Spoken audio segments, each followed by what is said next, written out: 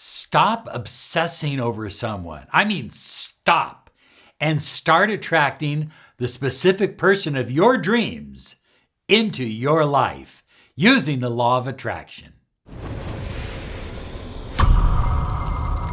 Hi everyone, Robert Zink, Miracle Mentor and Alchemy Life Coach. And today we are soaring high like a big, beautiful eagle. And we're flying in the direction of your dreams and your goals. Hey, look, want to remind you to claim your 30 minutes of miracle mentoring and alchemy life coaching. It's absolutely free. Find out what a mentoring program can do for your life. We've helped people in 60 different countries do everything from win the lottery to save their relationship. So high flyers, you may be doing something that you don't even realize that you're doing. Stop pushing the manifestation away. Stop pushing the relationship away. Stop pushing a specific person out of your life. You see, when we act out of what I call a victim mentality, and a victim mentality only looks at the outside world. A victim never looks within. So when we operate from a victim mentality, we start operating out of want and neediness and hunger and lower desires and avoidance of pain. And that tends to push people away. I guess the best way for me to explain it to you is that when you're pushing people away, you're oftentimes operating from a position of despair. Now, it may not look like despair on the outside, but come on, you and I know that there's some despair going on the inside.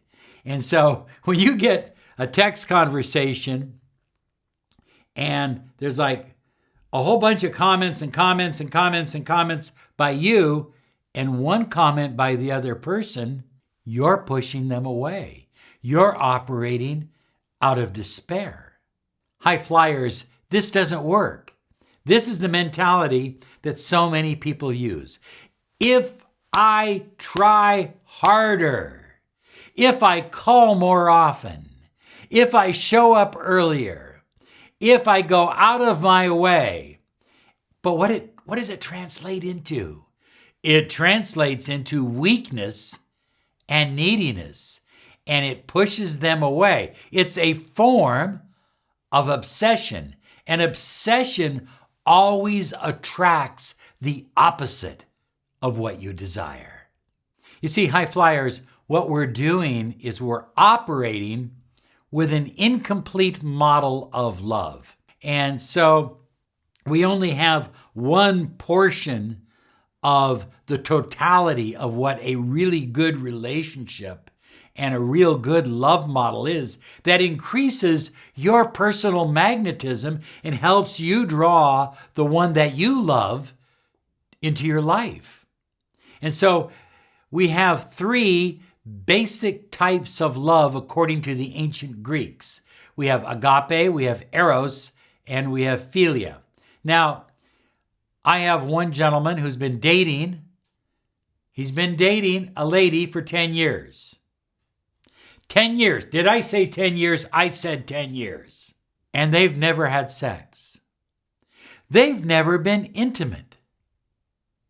So what that has done is it's increased his obsession. It's increased his neediness.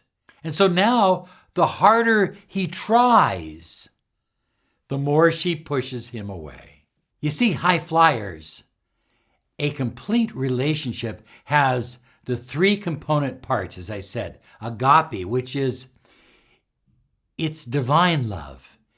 It's universal, unconditional love. It says, I love you. I may not like what you're doing. I may not like what you say. I may not even like how you're treating me. But I love you unconditionally, as a spirit, as a person. I make that conscious choice.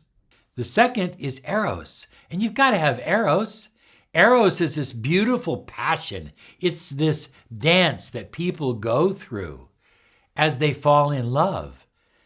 And it's important to maintain a certain amount of Eros in your life. Now, imagine if you got married and you bought a house and you had a career, but you were totally engulfed in Eros. You wouldn't get a lot done.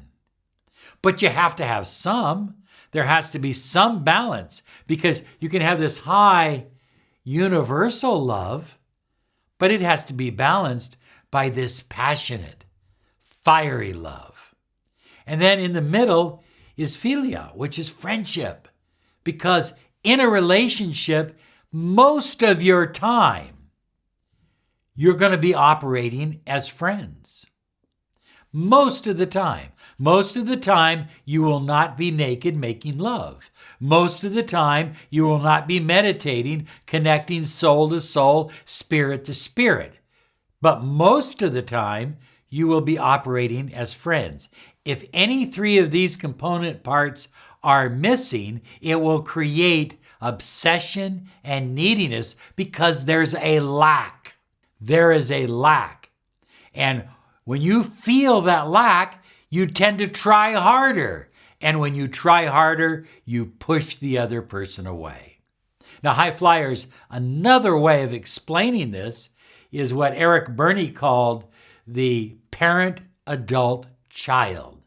So here we have the parent. Okay, it's okay to be a parent in a relationship, because as you teach somebody something that you know, then you take on the parent role. As you nurture them when they're sick, you take on the parent role. But you don't want to be the critical parent, always pounding and always angry. Now, on the other hand, we have the child. The child just wants to play. The child just wants to have fun. The child just wants to make love and be close and feel good. But the child never gets anything accomplished. The child never does anything. So there has to be a balance between the parent who says, we got to get this done, and the child who says, can we just play? Let's just have fun playing. And that balance comes from the adult ego state. When you're in the adult ego state, you're operating internally from your internal compass of what you know is important. That keeps you out of a state of neediness. That keeps you out of a state of hunger and want and lack and despair. And that increases your magnetism. And they come to you. And isn't that how it should be? You coming to them while they're coming to you? There's no chasing going on. Instead, there's just a beautiful dance of vibratory love. Now, here's some videos to help you on your journey.